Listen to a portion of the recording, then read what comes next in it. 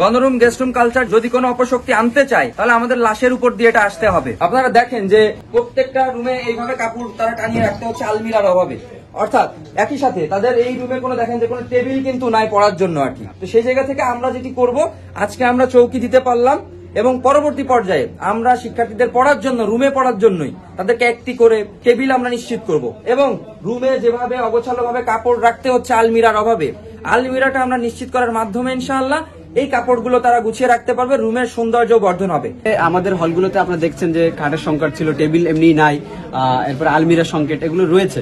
তো তার বাইরে গিয়ে এই যে নবনির্বাচিত যারা কমিটি আসছে, আমাদের বিশেষ করে যে হল সংসদে যারা নির্বাচিত হয়েছে, তারা তাদের পৃষ্ঠপোষকতায় আজকে যে আমরা নতুন খাট পাচ্ছি, এটা আসলে শিক্ষার্থীদের মনে এক ধরনের আশ্বাস সঞ্চার করবে আমি মনে করি।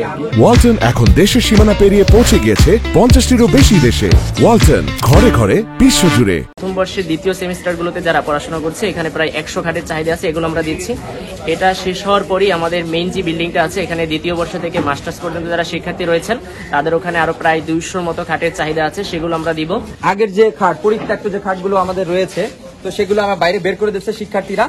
তো আপনারা ওখানে পেছনেও দেখতে পাচ্ছেন যে যেগুলো বাজার থেকে কিনে আনা হয়েছিল, অর্থাৎ টোটালি কাঠের ফ্রেমের যে খাট, সেটি আসলে বের করে দিচ্ছে শিক্ষার্থীরা। এবং আপনারা জানলে অবাক হবেন যে এই খাটগুলোতে সার পোকার আতুর ঘর বলা হয় এই চৌকি বা খাটগুলোতে, যেগুলো টোটালি মানে কাঠের ফ্রেম। সো এগুলো আমরা মানে নিরসন করতে পারছি আলহামদুলিল্লাহ। সো এই পর্যায়ে আমরা নিরসন করছি আর কি।